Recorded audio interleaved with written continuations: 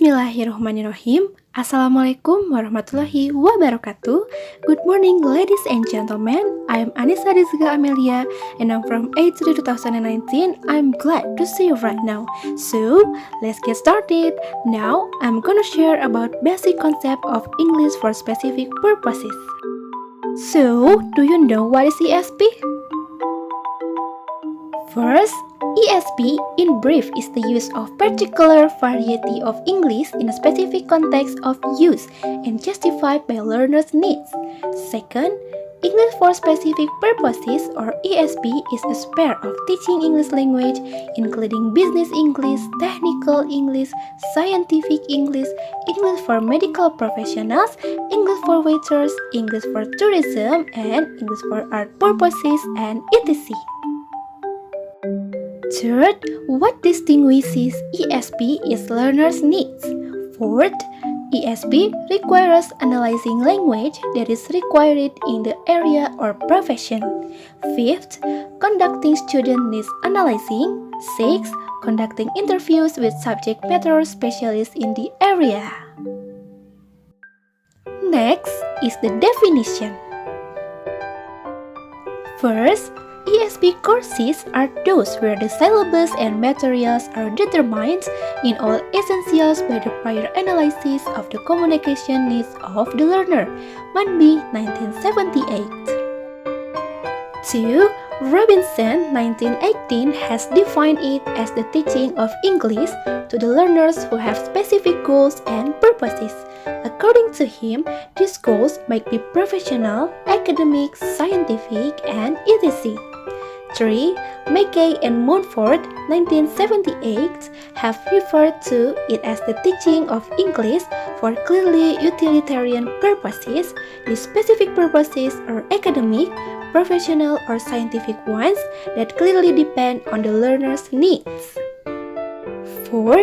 Dudley Evans T. and S.T. John M.G. 1998 offer a modified definition and express their revised view on the essence of ESP from the perspective absolute characteristic and variable characteristics. I'll move on to the next topic is characteristic of ESP. The characteristics of ESP. First, absolute characteristics. 1. ESP is defined to meet specific needs of the learners. 2. ESP makes use of underlying methodology and activities of the discipline it serves. 3.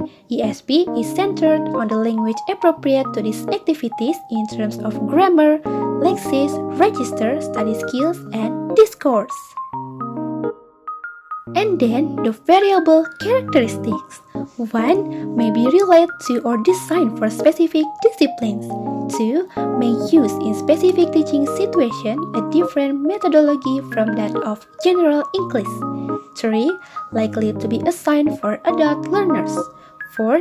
Generally designed for intermediate or advanced learners.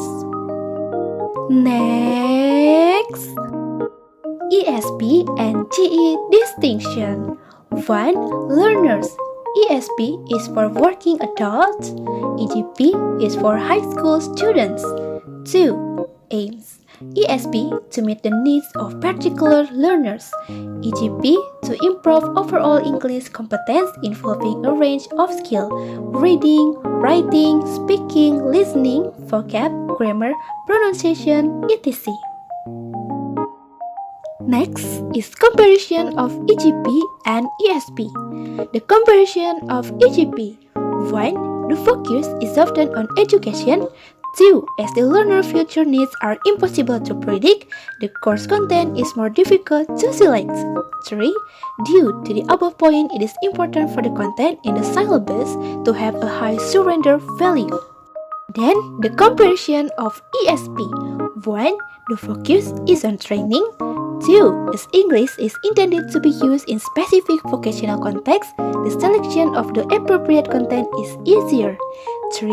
It is important for the content in the syllabus to have a high surrender value, most relevant to the vocational context. 4. The aim may be to create a restricted English competence. This is ESP family tree. ESP is divided into EOP and EAP. EOP consists of EBP and EMP, while EAP consists of EST. And then, historical development of ESP. Three main reasons to the emergence of ESP. First, demands of the world after WW2. 1. Expansion in science and technology. 2. English became the language of tech and commerce and research. 3. This created a demand for a generation of learners who needed the language for the specific purposes of tech and commerce. 4. The constraints of time and money create a need for cost-effective courses. Second, a revolution in linguistics. 1. Shift of focus from grammar to communication. 2. Realization of language variation from context to context, hence differences in English for commerce and English for engineering. 3. As language varies from situation to situation, it should be possible to determine the features of specific situations, making them the basis of the learner's courses. 4. A rise in the expansion of research in English for science and tech and English for business. Third, developments in educational psychology. 1. Focus on student-centered learning. 2. Learners are seen to have different needs and interests, which have an influence on their motivation to learn and therefore on the effectiveness of their learning. 3. The standard way of achieving this was to take text from the learner's specific area of study or work. 4. The assumption is that the relevance of the English course to their needs would improve the learner's motivation and make learning better and faster. Finally, we are come to the last topic. So, the last is the growth of ESP. The growth of ESP was due to 1. The expansion of demand for English to suit particular need. 2. Developments in the field of linguistics. 3. Developments in the field educational psychology. 4. All three factor points to the need for specialization in learning English. Okay, that's all what I want to share to you. Thank you for your nice attention.